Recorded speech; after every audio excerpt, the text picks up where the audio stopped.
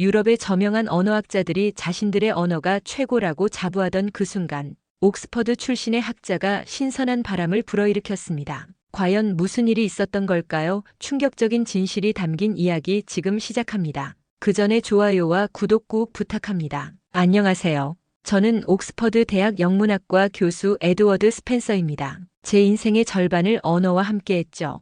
제게 언어란 논리와 질서의 예술입니다. 완벽한 문장 구조, 정확한 단어 선택, 그리고 명료한 의미 전달. 특히 영어는 그 어떤 언어보다 정교하고 체계적이라 믿었습니다. 언어의 정점이라 할 수 있죠. 에드워드, 당신은 모든 걸 정의하지만 아무것도 느껴지지 않아. 마지막으로 아내 캐서린이 남긴 말입니다. 지금 우리는 별거 중이에요. 왜 그녀가 떠났는지 이해하지 못했습니다. 논리적으로 설명된 적 없으니까요. 그저 감정적인 반응이라 생각했죠. 오늘은 국제문학학회 준비로 바쁜 날입니다. 발표 자료를 검토하다 쉬는 시간, 무심코 켠 뉴스에서 튀르키예 대지진 특집 다큐가 흘러나왔어요. 무너진 건물, 먼지 속에서 울려 퍼지는 비명소리, 그리고 그곳에 도착한 한국 구조대의 모습이 화면에 비쳤습니다. 카메라가 잡은 건 한 한국인 구조대원이었어요. 먼지로 뒤덮인 얼굴, 지친 눈빛. 그는 현지 기자의 질문에 모국어로 답했습니다. 괜찮아요. 끝까지 포기하지 않을 겁니다. 단순한 문장이었습니다. 하지만 무언가가 달랐어요. 그 말투, 그 억양, 그 말의 끝에서 느껴지는 무엇이라 표현해야 할까요?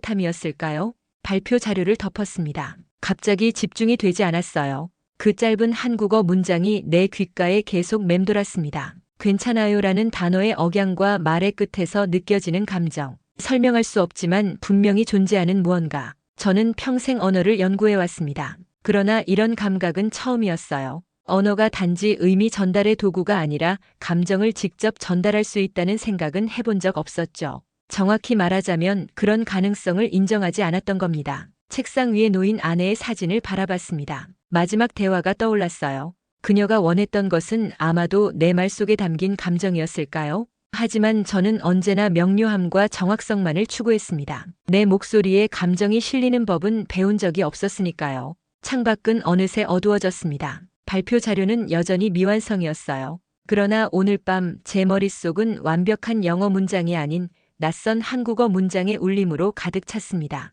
밤새 잠을 이루지 못했습니다. 그 한국인 구조대원의 목소리가 계속 들려왔어요. 괜찮아요. 끝까지 포기하지 않을 겁니다. 단순한 문장인데 왜 이렇게 강하게 남는 걸까요? 수많은 시와 소설을 읽었지만 이토록 오래 남는 문장은 드물었습니다. 아침이 밝았고 딸 클레어와의 약속이 있었어요. 일주일에 한 번 딸과 함께하는 저녁 식사는 제게 소중한 시간입니다. 클레어는 22살 런던 예술대학에서 애니메이션을 공부하고 있죠. 솔직히 말하면 우리 사이는 그다지 가깝지 않았습니다. 제가 항상 논리적인 대화만 추구했기 때문일까요?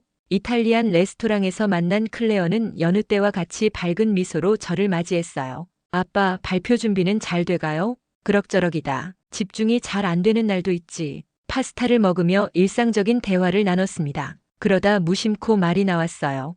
클레어, 한국어가 이상하게 따뜻하게 들리더라. 갑작스러운 주제 전환에 클레어가 놀란 얼굴로 저를 쳐다봤습니다. 그리고 이내 그녀의 눈이 반짝였어요. 아빠가 한국어에 관심 있어요? 정말요? 클레어의 반응이 의외였습니다. 그녀가 이렇게 흥분한 모습을 본 적이 없었거든요. 사실 어제 뉴스에서 튀르키예 대지진 특집 다큐를 보다가 한국 구조대원의 인터뷰를 봤어. 그의 말투에서 무언가 특별한 것이 느껴졌달까. 클레어는 자리에서 벌떡 일어나 제 옆으로 와서 휴대폰을 꺼냈습니다. 아빠, 제가 요즘 한국 드라마랑 케이팝에 빠져 있어요. 친구들이랑 같이 한국어도 조금씩 배우고 있죠. 아빠가 느낀 그 따뜻함, 정확히 알아요.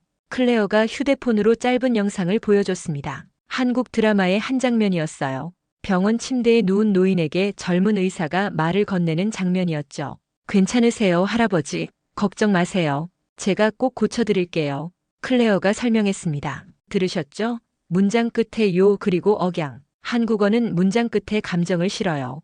특히 존댓말이라는 게 있는데 상대방을 존중하는 마음이 언어 자체에 녹아 있어요. 저는 놀랐습니다. 평소 음악이나 영화 취향조차 공유하지 못했던 딸이 언어에 대한 이야기로 이렇게 열정적으로 반응하다니요. 그녀의 눈빛에서 제가 느꼈던 것과 같은 호기심을 발견했습니다. 더 보여줄 수 있어? 클레어는 기다렸다는 듯이 여러 영상을 보여줬어요. 한국 드라마, 음악, 예능 프로그램까지. 각각의 대화에서 저는 같은 느낌을 받았습니다. 언어가 단지 의미를 전달하는 것이 아니라 그 자체로 감정을 담고 있다는 것. 아빠, 한국어에는 정이라는 개념이 있어요. 번역하기 어려운 단어인데 사람과 사람 사이의 따뜻한 유대감 같은 거예요. 그들의 언어에는 이 정이 녹아 있다고 해요. 집으로 돌아오는 길, 평소라면 학회 발표 내용을 생각하며 걸었을 텐데 오늘은 달랐습니다. 제 머릿속은 한국어의 리듬과 클레어와 나눈 대화로 가득 찼어요. 처음으로 딸의 관심사를 진심으로 알고 싶다는 생각이 들었습니다. 아내 캐서린이 떠나기 전 했던 말이 다시 들려왔어요. 당신은 모든 걸 정의하지만 아무것도 느끼지 않아. 아마도 그녀는 제 언어에서 감정을 찾지 못했던 걸까요? 결심했습니다. 한국어를 배워보기로 했어요. 제게는 생소한 도전이죠. 영어 외의 언어를 배운 적은 물론 있지만 그건 학문적 필요에 의한 것이었습니다. 그러나 이번은 달랐어요. 제 안에 있는 무언가가 이 언어의 감정적 측면을 알고 싶어 했습니다. 서점에서 기초 한국어 책을 샀어요. 그리고 온라인 강의도 신청했습니다. 처음에는 언제나처럼 체계적인 접근을 시도했어요. 문법 구조부터 이해하려고 했죠. 하지만 곧 막히고 말았습니다. 이게 뭐지? 한국어는 제가 알던 어떤 언어와도 달랐어요. 주어 동사 목적어 구조의 영어와 달리 한국어는 주어 목적어 동사 구조였습니다. 더구나 조사라는 것이 있어서 단어 뒤에 붙어 문장에서의 역할을 표시했죠. 게다가 존댓말과 반말의 개념은 제게 완전히 새로웠습니다. 좌절감이 밀려왔어요. 언어학 교수인 제가 이렇게 막막함을 느끼다니. 그러다 클레어에게 도움을 청해보기로 했습니다. 평생 처음으로 딸에게 무언가를 가르쳐달라고 부탁하는 순간이었어요. 클레어, 혹시 한국어 좀 도와줄 수 있을까? 영상통화로 클레어의 얼굴을 봤습니다. 그녀는 놀라움을 감추지 못했어요. 정말요? 아빠가 정말 한국어를 배우고 싶으신 거예요? 그래, 진심이야. 내가 보여준 영상들, 그리고 그 언어의 감정적인 측면이 궁금해. 클레어의 얼굴에 환한 미소가 번졌습니다. 이제 아빠의 한국어 선생님이 되어줄게요. 그날부터 우리의 새로운 일과가 시작됐어요. 일주일에 2번 클레어와 함께하는 한국어 시간. 그녀는 놀라울 정도로 인내심 있는 선생님이었습니다. 제가 평소에 보여주던 엄격함 대신 실수를 해도 웃으며 격려해주는 모습이었죠. 아빠, 안녕하세요라고 말할 때는 끝을 올려서 말해야 해요.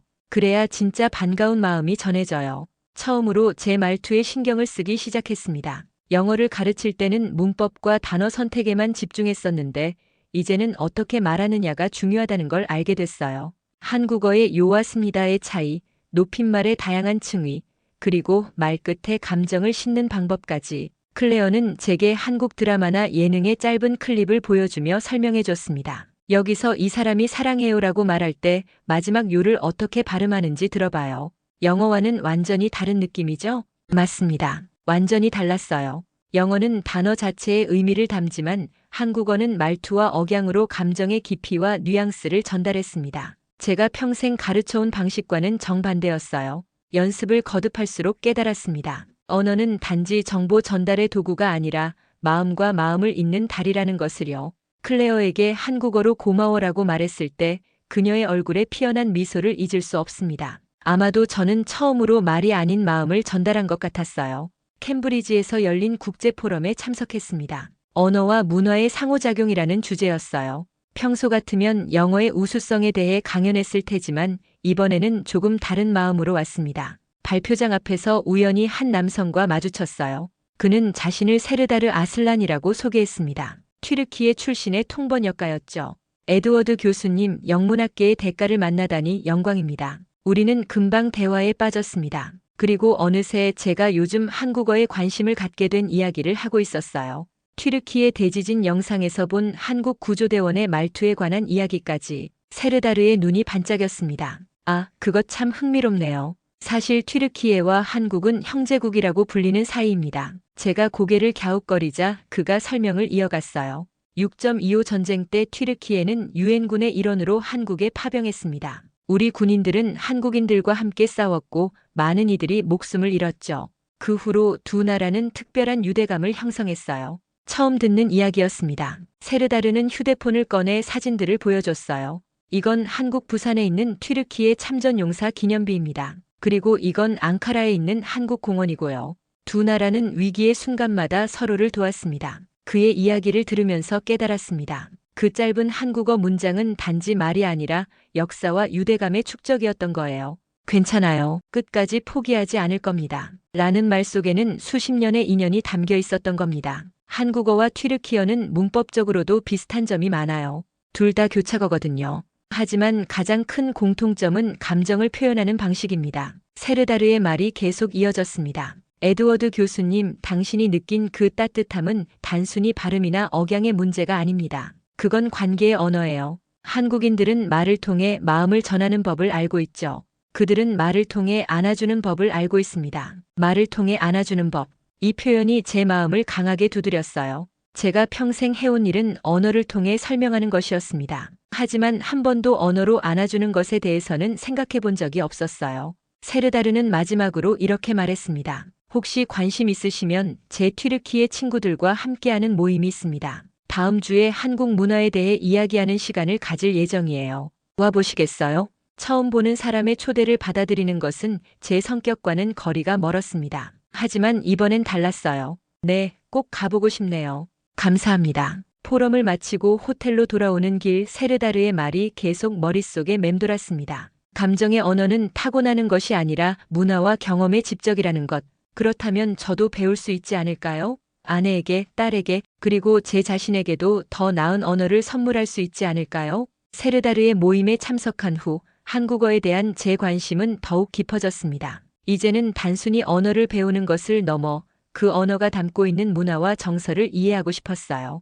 클레어의 도움으로 다양한 한국 미디어를 접하기 시작했습니다. 드라마, 영화, 다큐멘터리, 유튜브 콘텐츠까지. 처음에는 자막에 의존했지만 점차 한국어의 리듬과 억양을 느낄 수 있게 됐어요. 특히 흥미로웠던 건 한국어의 말끝 억양이었습니다. 같은 단어도 어떻게 말하느냐에 따라 완전히 다른 감정을 전달했어요. 미안해요라는 말도 끝을 올리면 가벼운 사과, 끝을 내리면 깊은 반성의 뉘앙스가 됐습니다. 아빠, 이거 들어봐요. 이건 신조어라고 해서 젊은 사람들이 만든 새로운 표현이에요. 클레어는 제게 갑분싸, 이색만 같은 단어들을 가르쳐줬습니다. 처음에는 이해하기 어려웠지만 그 단어들이 사용되는 맥락을 보면서 점차 감을 잡았어요. 한국어는 정말 창의적이고 유연한 언어예요. 새로운 상황이 생기면 그걸 표현할 단어도 금방 만들어져요. 클레어의 말에 고개를 끄덕였습니다. 영어도 물론 새로운 단어가 생겨나지만 한국어만큼 빠르고 자유롭게 변화하는 것 같지는 않았어요. 특히 놀라웠던 건 한국어의 존댓말 체계였습니다. 영어는 하나뿐이지만 한국어는 상대방과의 관계, 상황, 심지어 느끼는 감정에 따라 말투가 달라졌어요.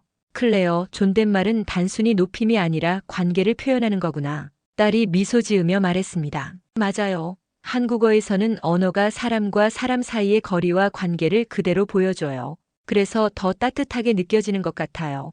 이제 저는 한국어 드라마를 볼 때마다 대사의 내용보다 말투와 억양에 집중했습니다. 그러면서 영어와는 전혀 다른 감정의 층위를 발견했어요. 단어 자체의 의미는 번역되어도 그 안에 담긴 감정은 번역되지 않는다는 것을 깨달았습니다. 그러던 어느 날 한국어 수업 중에 선생님이 저에게 물었어요. 에드워드 씨, 왜 한국어를 배우고 싶으신가요? 순간 말문이 막혔습니다. 논리적인 이유를 준비해야 했는데 제 입에서 나온 대답은 전혀 달랐어요. 제 마음을 더 잘 전하고 싶어서요. 선생님이 놀란 표정을 지었습니다. 그리고 따뜻한 미소와 함께 말했어요. 그렇군요. 언어는 마음의 달이니까요. 그 순간 깨달았습니다. 언어란 단지 정의하는 것이 아니라 흐름과 떨림을 담아야 한다는 것을요. 제가 평생 고집해온 문법 중심의 언어관이 흔들리기 시작했습니다. 언어는 규칙의 집합이 아니라 감정을 싣는 리듬과 흐름이었어요. 그날 밤 오랜만에 일기를 썼습니다. 평소라면 영어로 썼겠지만 이번에는 서툴지만 한국어로 적었어요. 오늘도 새로운 말을 배웠습니다. 그리고 새로운 마음도 배웠습니다. 클레어의 제안으로 세르다르와 함께 런던의 한 튀르키예 가정식 레스토랑을 찾았습니다. 세르다르는 이미 자리에 앉아 우리를 기다리고 있었어요. 에드워드, 클레어, 와주셔서 정말 기쁩니다. 오늘은 제가 튀르키예 문화의 진수를 보여드릴게요. 우리는 식사를 하며 세르다르의 이야기를 듣느라 시간이 가는 줄 몰랐어요. 세르다르는 자신의 태블릿을 꺼내 사진들을 보여주기 시작했습니다. 먼저 튀르키예 명절 상차림 사진이었어요. 이건 우리의 명절 음식이에요. 가족들이 모두 모여서 함께 만들고 나눠 먹죠. 화면을 넘기자 부엌의 모습이 나왔습니다. 큰 냄비에 국을 끓이고 여러 접시에 나뉘어 담긴 반찬들. 튀르키예 가정에서는 이렇게 여러 종류의 음식을 조금씩 만들어 다 함께 나눠 먹어요. 다음 사진은 어린아이가 어른의 손에 입을 맞추는 모습이었습니다. 이건 어른께 인사하는 우리의 전통적인 방식이에요. 존경을 표현하는 거죠. 마지막으로 가족들이 둘러앉아 식사하는 모습이 나왔습니다. 한 접시에서 여러 사람이 함께 음식을 덜어먹고 있었어요. 저는 놀라움을 감추지 못했습니다. 이거 마치 한국 가정집 같은데요? 클레어가 감탄하며 덧붙였습니다. 한국 드라마 보던 친구들이 항상 이러잖아요. 우리 엄마랑 똑같아. 세르다르는 미소를 지으며 고개를 끄덕였습니다. 맞아요. 실제로 튀르키예에서 한국 드라마를 보며 저건 우리 이야기야라고 느끼는 사람들이 많아요. 문화적 공통점이 정말 많거든요. 세르다르는 계속해서 튀르키예와 한국의 유사점을 설명했습니다. 가족 중심적인 가치관, 어른 공경, 정이 넘치는 관계, 손님 접대 문화까지 마치 서로 다른 대륙에 있지만 영혼이 닮은 두 나라 같았어요. 그래서 튀르키예 사람들은 한국인들의 말투에서 느껴지는 정서를 쉽게 이해할 수 있어요. 우리도 비슷한 방식으로 감정을 표현하니까요. 그의 말을 들으며 문득 깨달았습니다. 제가 한국어에서 느꼈던 그 따뜻함은 단지 억양의 문제가 아니었어요. 그건 깊은 문화적 정서, 사람과 사람 사이의 유대를 중시하는 가치관이 언어에 녹아든 결과였습니다. 그러고 보니 튀르키예어도 한국어처럼 문장 끝에 존칭이나 친밀함을 나타내는 표현이 있죠? 제가 물었습니다. 맞습니다. 우리도 상대방과의 관계, 상황에 따라 말투가 달라져요. 단순히 정보 전달이 아니라 관계를 확인하고 감정을 나누는 언어예요. 음식이 나왔고 우리는 대화를 이어갔습니다. 세르다르가 추천한 튀르키예 음식을 먹으며 저는 처음으로 언어를 넘어선 연결고리를 실감했어요. 음식을 나누고 이야기를 나누고 그 과정에서 생기는 따뜻한 감정. 이것이 아마도 제가 한국어에서 느꼈던 그 특별한 감각의 정체였을 겁니다. 식사를 마치고 헤어질 때 세르다르가 저에게 말했습니다. 에드워드, 언어는 단순한 소통 도구가 아니에요. 그건 영혼의 창문이죠. 당신이 한국어를 통해 발견하고 있는 것들이 당신의 인생을 풍요롭게 하길 바랍니다. 그날 밤 호텔로 돌아오며 생각했습니다. 한국어가 따뜻하게 들리는 이유는 단지 소리의 문제가 아니었어요. 그건 문화 깊이에 깃든 정서, 사람과 사람을 연결하는 마음의 언어였습니다. 이제 저는 확신했어요. 언어는 우리가 세상을 어떻게 보고 느끼는지 반영하는 거울이라는 것을요.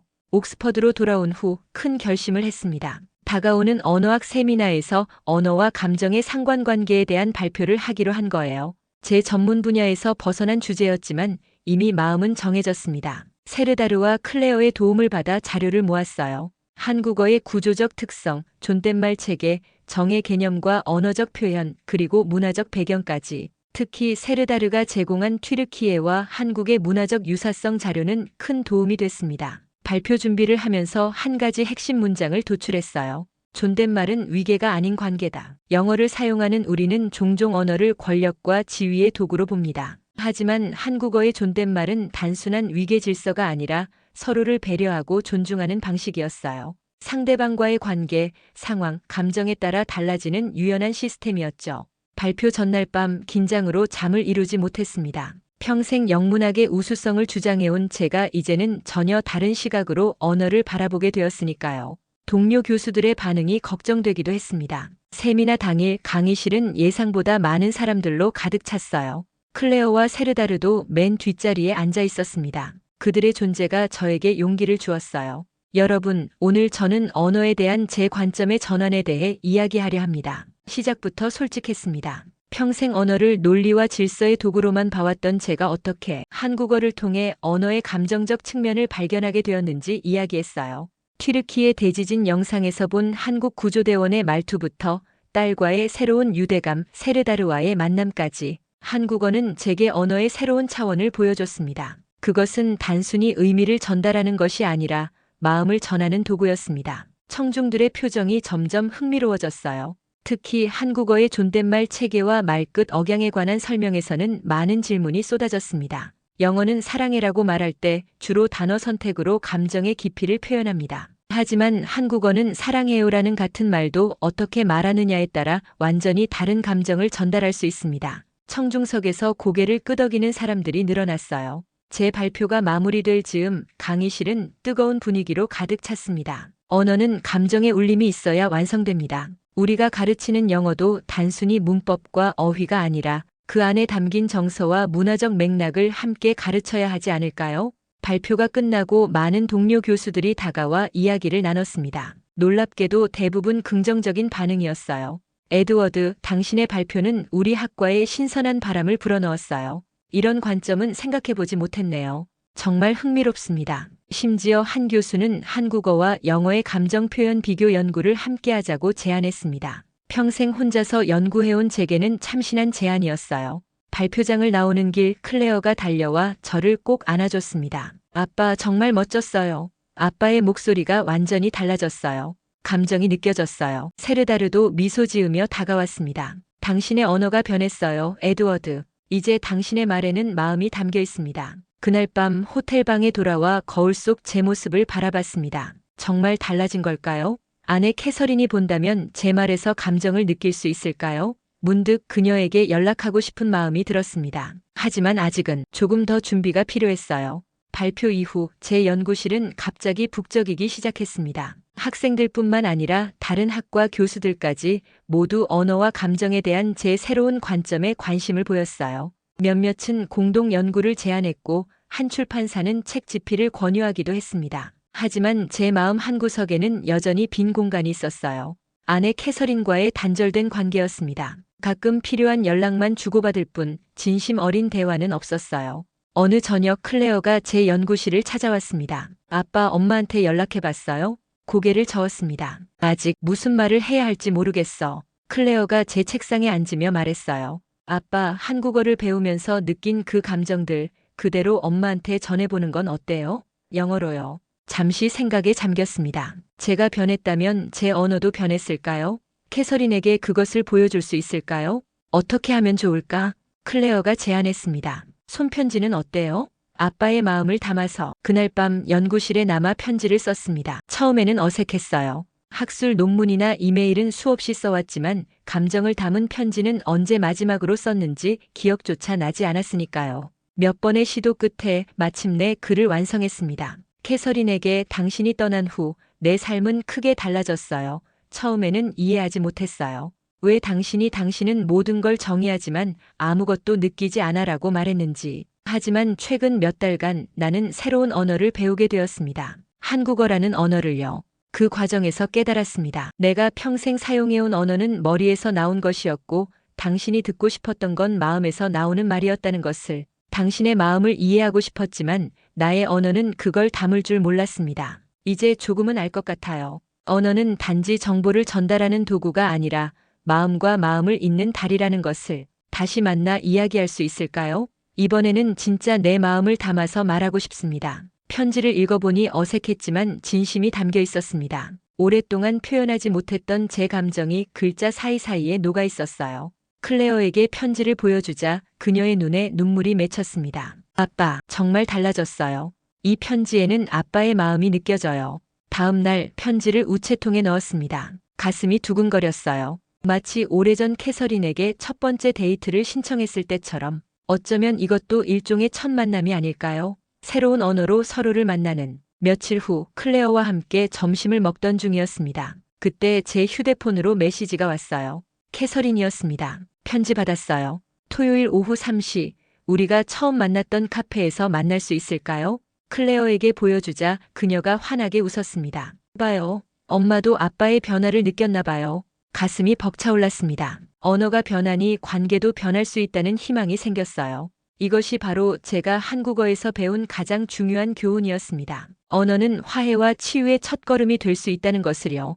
토요일 만남에 앞서 클레어와 세르다르를 런던의 한 한식당에서 만났습니다. 두 사람 모두 캐서린과의 만남을 응원하며 힘을 실어주고 싶었나 봐요. 식당에 들어서자 익숙한 향기가 코끝을 스쳤습니다. 이제는 제법 친숙해진 김치와 된장의 향이었어요. 한 청년이 우리를 맞이하기 위해 다가왔습니다. 용기를 내어 한국어로 말했어요. 안녕하세요. 직원의 얼굴에 미소가 번졌습니다. 안녕하세요. 어서 오세요. 그는 우리를 테이블로 안내했고 메뉴를 건넸습니다. 클레어가 제 어깨를 두드렸어요. 아빠, 주문도 한국어로 해보세요. 메뉴를 살펴보다가 결심했습니다. 긴장된 마음으로 직원을 불렀어요. 저기요, 불고기 2인분 주세요. 그리고 김치찌개 하나요. 서툰 발음이었지만 직원은 환하게 웃으며 고개를 끄덕였습니다. 네, 불고기 2인분, 김치찌개 하나 맞죠? 정말 잘하시네요. 뿌듯함이 가슴에 번졌습니다. 세르다르가 박수를 쳤어요. 와, 에드워드, 정말 자연스럽게 들렸어요. 음식이 나오는 동안 우리는 이야기를 나눴습니다. 세르다르는 튀르키예에서의 어린 시절 이야기를, 클레어는 대학에서의 새로운 프로젝트에 대해 말했어요. 그리고 저는 내일 있을 캐서린과의 만남에 대한 기대와 두려움을 나눴습니다. 걱정 마세요, 아빠. 엄마는 아빠의 변화를 느낄 거예요. 클레어가 말했습니다. 세르다르도 덧붙였어요. 언어가 바뀌면 관계도 바뀝니다. 당신은 이미 변화를 시작했어요. 불고기를 먹으며 생각했습니다. 6개월 전만 해도 상상도 못했을 상황이에요. 한국 음식점에서 한국어로 주문하고 딸과 새로운 친구와 함께 솔직한 대화를 나누는 모습. 제 삶은 확실히 달라졌습니다. 아빠, 내일 만남 전에 마지막으로 조언 하나 해도 될까요? 물론이지, 말해봐. 클레어가 진지한 표정으로 말했습니다. 영어로 말해도 괜찮아요. 중요한 건 언어가 아니라 그 안에 담긴 마음이니까요. 아빠가 한국어에서 배운 정을 영어로 전하세요. 고개를 끄덕였습니다. 맞는 말이었어요. 언어의 형태보다 중요한 건 그 안에 담긴 진심이었습니다. 다음 날 카페로 향하는 길, 가슴이 두근거렸지만 이번엔 두려움보다 기대감이 더 컸습니다. 6개월 만에 마주할 캐서린의 모습을 상상했어요. 카페에 도착하자 그녀는 이미 창가에 앉아 있었습니다. 여전히 아름다웠어요. 눈이 마주치자 그녀가 가볍게 미소를 지었습니다. 테이블로 다가가 인사했어요. 캐서린, 와줘서 고마워. 그녀가 저를 유심히 바라봤습니다. 에드워드, 목소리가 달라졌네요. 무슨 일이 있었던 거예요? 미소 지으며 대답했습니다. 긴 이야기예요. 하지만 들려주고 싶어요, 모든 것을. 2시간 동안 저는 지난 몇 달간의 여정을 이야기했습니다. 튀르키예 대지진 영상에서 시작된 한국어와의 만남, 클레어와의 새로운 유대감, 세르다르와의 우정, 그리고 언어를 통해 발견한 새로운 감정의 세계까지. 영어는 완벽할 수 있지만 마음을 전하진 못했어요. 이 언어는 나를 바꿔놨어요. 캐서린의 눈에 눈물이 맺혔습니다. 에드워드, 이제야 당신 목소리에 감정이 들려요. 그녀의 손을 조심스레 잡았습니다. 다시 시작할 수 있을까요, 캐서린? 이번엔 마음을 담아서. 그녀가 미소 지으며 고개를 끄덕였습니다. 카페를 나서며 생각했습니다. 한국어를 통해 배운 것은 단순한 외국어가 아니었어요.